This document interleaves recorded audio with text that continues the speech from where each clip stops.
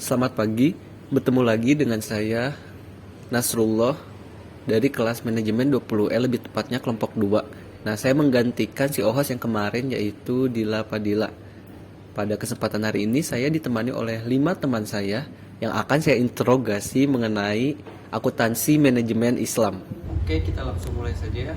Take yang pertama. Oke, kita udah kedatangan narasumber yang pertama. Alangkah baiknya kita kenalan dulu ya. Ini namanya siapa nih, Kak? Nama saya Cindy Apriliani dari kelas MN 20E. Untuk jurusannya sendiri apa tuh, Kak? Manajemen. Oh, manajemen. Oke, Kak, jadi kan sekarang kita mau ngebahas mengenai akuntansi manajemen Islam. Nah, biasanya kalau misalkan berkaitan dengan Islam itu kayak ada ayat rujukannya nggak sih, Kak, buat akuntansi manajemen Islam ini? Ya tentu ada, yaitu dalam surat Al-Baqarah ayat 282. Mungkin itu. Mungkin bisa dibacakannya ayatnya. Oleh.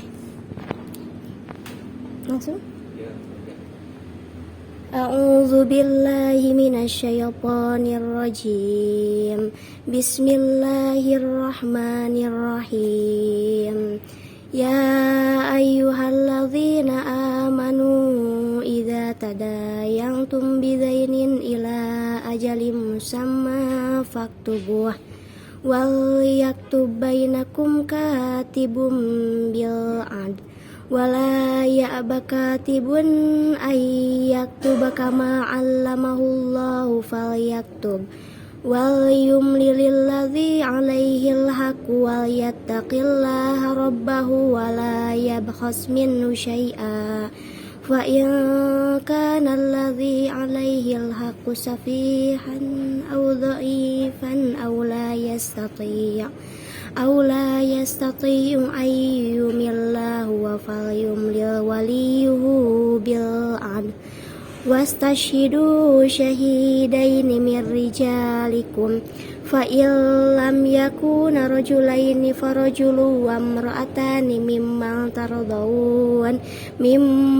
tardawna minasyuhada'i ay antadilla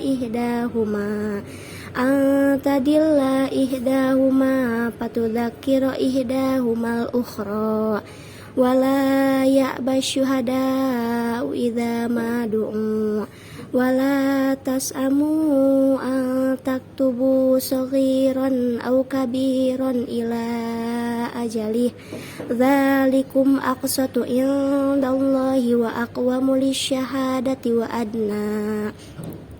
adna alla tartabu illa an takuna tijaratan hadiratan tudirunaha bainakum falaisa alaikum junahun alla taktubuha wa ashidu idza tabayatum wala yudharra katibu wala syahid wa in taf'alu fa innahu fasukum bikum wattaqullah wa yu'allimukumullah wallahu bikulli syai'in alim. Shadaqallahul azim. Mungkin itu ayat yang menjelaskan tentang akuntansi manajemen syariah. Wah, subhanallah. Masya Allah ya, sudah ada sumber dari akuntansi manajemen Islam itu sendiri. Oke, terima kasih ke Cindy kesempatannya. Iya, nggak apa-apa sih, maksudnya kan udah kedengar dari sini. Terima kasih karena sudah sedia ya untuk diinterogasi pada kesempatan kali ini. Oke, tag kedua. Oke teman-teman, kita sekarang udah kedatangan narasumber kedua kita. Boleh nih, Kak, perkenalan dulu, siapa sih namanya, Kak? Oh boleh, nama saya Indah Syania dari kelas MN 20E. Oke, untuk akuntansi syariah itu kakak udah belajar gak sih sebelumnya mengenai matkul ini? Oh sebelumnya akuntansi syariah ini mungkin udah pernah baca-baca, cuman belum pernah dipelajari secara detail aja, jadi cuma tahu sedikit mengenai akuntansi syariah Islam. Oh iya, tadi kan narasumber pertama itu membacakan ayat Al-Quran yang berkenaan dengan akuntansi manajemen Islam ini. Mungkin boleh ya untuk Kak Imelda itu membacakan artinya gitu, karena saya juga kurang paham nih. Teman-teman juga pasti gak paham tuh kalau misalkan bahasa Arab gitu. Oh iya, boleh. Di sini saya akan melanjutkan membacakan arti dari Al-Baqarah ayat 282 yang artinya, wahai orang-orang yang beriman, apabila kamu melakukan utang piutang yang untuk waktu yang ditentukan, maka hendaklah kamu menuliskannya, dan hendaklah seorang penulis di antara kamu menuliskannya dengan benar. Janganlah penulis menolak untuk menuliskannya, sebagaimana Allah telah mengajarkan kepadanya, maka hendaklah dia menuliskannya. Dan hendaklah orang yang berhutang itu mendiktekan, dan hendaklah dia bertakwa kepada Allah Tuhannya, dan janganlah dia mengurangi sedikit pun daripadanya. Jika yang berhutang itu yang kurang akalnya atau tidak mampu mendiktekannya sendiri atau lemah keadaannya, maka hendaklah walinya mendiktekannya dengan benar. Dan persaksikanlah dengan 2 orang saksi laki-laki.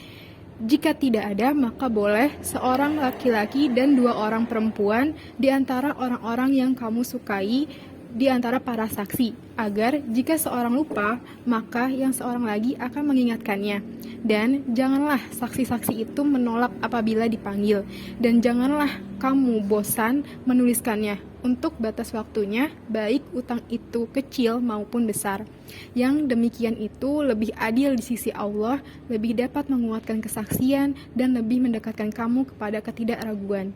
Kecuali jika hal itu merupakan perdagangan tunai antara kamu, maka tidak ada dosa bagi kamu tidak menuliskannya. Dan ambillah saksi apabila kamu berjual beli, dan janganlah penulis dipersulit, dan begitu juga saksi.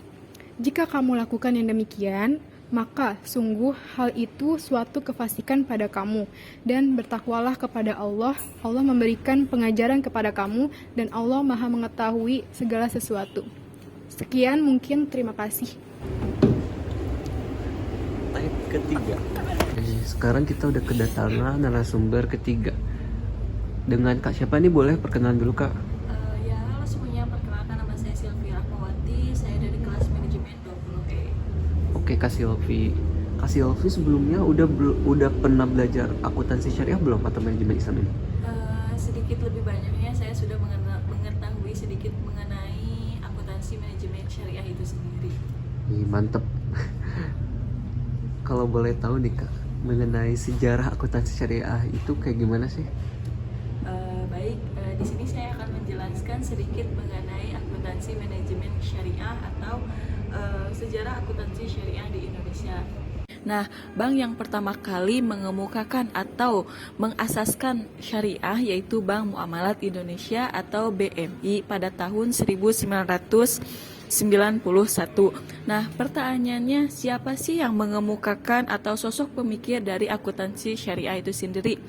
Ialah Ikatan Cendekiawan Muslim Indonesia atau lebih dikenal dengan ICMI dan Majelis Ulama Indonesia atau MUI pada tahun 1090 sampai 1991. Nah, kelahiran Bank Syariah Indonesia itu terdiri dari aturan yang berasaskan syariah. Nah, Bank Syariah juga, dengan kata lain, kemunculan Bank Syariah itu adalah penerapan ekonomi Islam di Indonesia. Namun pada tahun 2002 muncul ide pemikiran dengan adanya akuntansi syariah. Nah, masuk pada tahun 2010, akuntansi syariah di Indonesia meningkat tajam. Dan pada tahun 2010 akhirnya bank-bank konvensional tingkat nasional akhirnya juga meluncurkan bank syariah, diantaranya BCA Syariah, BNI Syariah, Maybank Syariah, BRI Syariah, dan lain-lain.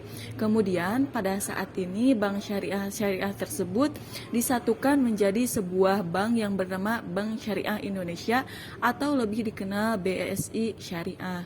Mungkin itu saja mengenai sejarah akuntansi manajemen Islam di Indonesia yang dapat saya jabarkan. Terima kasih. Oke, terima kasih banyak ya Kak Silvi buat penjelasannya, jelas banget. Baik, terima kasih. Bye. Oke, selanjutnya baik 4. Kali ini kita udah kedatangan narasumber yang keempat nih. Boleh diperkenalan diri dulu Kak? Oke, perkenalkan nama saya dari jurusan manajemen. Oke. Sebelumnya Kak Agis udah pernah belajar belum mengenai akuntansi manajemen Islam? Sebelumnya saya udah baca-baca ya, tentang akuntansi manajemen syariah, tapi soal memperdalam saya belum. Oh iya. Mungkin Kak Agis bisa nih kasih tahu ke teman-teman apa sih pengertian dari akuntansi syariah atau manajemen Islam itu sendiri? Oke, di sini saya akan menjelaskan tentang pengertian akuntansi manajemen syariah. Pengertian akuntansi manajemen syariah sendiri ialah akuntansi manajemen syariah ialah sebuah sistem akuntansi yang berkaitan dengan ketentuan dan cara seorang manajer menyediakan informasi dasar pengambilan keputusan perusahaan. Nah, sesuai dengan syariat Islam tentunya. Akuntansi manajemen syariah dalam sempit dapat didefinisikan sebagai definisi secara simpelnya ialah akuntansi syariah adalah suatu proses, metode dan teknik pencatatan penggolongan, pengikhtisaran transaksi dan kejadian-kejadian yang bersifat keuangan dalam bentuk satuan uang. Seperti itu. Nah, guna mengidentifikasikan, mengukur dan menyampaikan informasi sesuai entitas ekonomi yang pengelolaannya usaha berlandaskan syariah untuk dapat digunakan sebagai bahan mengambil keputusan-keputusan ekonomi dan memilih alternatif tindakan bagi para pemakainya. Oke, mungkin sekian yang saya sampaikan. Oke, terima kasih banyak ya Kak Agis Maulana. Lanjut ke narasumber kelima. Tag kelima. Oke, ini narasumber kelima kita ya teman-teman. Boleh perkenalan dulu Kak, siapa nih namanya? Halo, nama aku Alifa Zahra Wiguna dari kelas MN20E kelompok 2. Oke, untuk Kak Alifa nih, udah pernah itu gak sih belajar mengenai akuntansi syariah atau manajemen Islam? Udah ya? Oke. Kalau misalkan di perkuliahan itu sendiri itu adanya di semester berapa sih Kak matkul ini? Akuntansi manajemen Islam. Semester 4. Oh, semester 4 ya. Oke. Saya mau nanya nih sama Kak Alifa mengenai manfaat dan juga prinsip dari akuntansi syariah ini. Gimana sih Kak? Manfaat akuntansi manajemen Islam bisa mempermudah entitas syariah dalam menyusun laporan keuangan. Akuntansi manajemen Islam merupakan proses akuntansi dengan syariat yang telah diberikan oleh Allah Subhanahu wa taala. Pastinya berbeda dengan akuntansi manajemen pada umumnya. Perbedaan yang dimaksud di sini, akuntansi manajemen Islam, proses transaksinya biasanya seperti mudorobah, murobahah, dan lain-lain. Sedangkan akuntansi manajemen pada umumnya biasanya didasari oleh hukum-hukum dalam undang-undang yang diatur di suatu negara tertentu. Oke, itu untuk manfaatnya ya Kak? Ya. Nah, selanjutnya saya pengen tahu prinsipnya kayak gimana? Prinsip akuntansi manajemen Islam yang pertama ada prinsip pertanggungjawaban. Prinsip pertanggungjawaban merupakan ketika pembisnis melakukan transaksi keuangan haruslah bertanggung jawab. Yang kedua ada prinsip keadilan, di mana informasi-informasi yang disajikan di laporan keuangan atau jurnal haruslah memakai moral yang jujur. Kemudian yang ketiga ada prinsip kebenaran, artinya menciptakan keadilan dalam menyusun dan melaporkan kegiatan-kegiatan ekonomi. Mungkin cukup sekian dari saya. Terima kasih. Terima kasih banyak ya Kak Alifa untuk ilmunya. Sampai jumpa kembali Kak. Tag 6. Oke teman-teman, kita udah kedatangan narasumber yang ke-6. Mungkin bisa perkenalan dulu nih Kak, siapa namanya? Ya, perkenalkan nama saya Siti Nur Aisyah. Di sini saya kelas MN20E Oke. kelompok 2. Oke. Untuk Aisyah itu udah pernah belajar akuntansi syariah belum sebelumnya? Udah pernah belajar akuntansi manajemen Islam? Oh udah ya. Saya mau nanya nih sama Aisyah mengenai tujuan dari akuntansi manajemen Islam itu sendiri apa sih Kak? Tujuannya itu dari akuntansi syariah adalah mempromosikan kesejahteraan masyarakat Nah, menurut Capra basis dari syariah adalah kesejahteraan dan kebijaksanaan yang menyangkut seluruh masyarakat di dunia ini. Nah, berikut adalah beberapa tujuan akuntansi syariah, yaitu sebagai berikut. Nah, yang pertama itu ada perlindungan harta. Nah, para ahli mengutip dari ayat Al-Quran yang berbunyi faktubuhu, berarti tuliskanlah, bahwa untuk menuliskan tentang uang dan harta adalah suatu kebutuhan untuk menjaga harta dan menghindari serta menghilangkan keraguan-raguan. Nah, kemudian yang kedua itu ada menentukan dan menghitung hak-hak yang berserikat. Nah, dasar-dasar akuntansi yang diatur oleh akuntansi syariah diantaranya adalah untuk dapat memastikan hak yang berserikat akan mendapatkan hasil yang telah disepakati.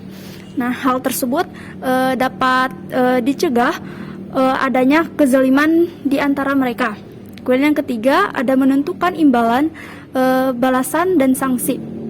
Nah, akuntansi syariah berfungsi untuk memberikan fasilitas dalam perhitungan imbalan setelah terjadi transaksi perdagangan, balasan serta sanksi apabila terdapat temuan penyelewengan.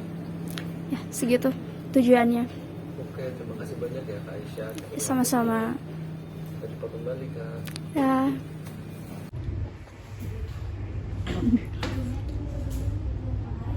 Oke teman-teman, kita udah nih ngedengerin penjelasan dari mulai pengertiannya, sejarahnya, lalu ayat suci Al-Qur'annya juga yang berhubungan dengan akuntansi manajemen Islam. Nah, mungkin sekian nih sharing atau interogasi kepada teman-teman saya mengenai akuntansi manajemen Islam. Sampai jumpa.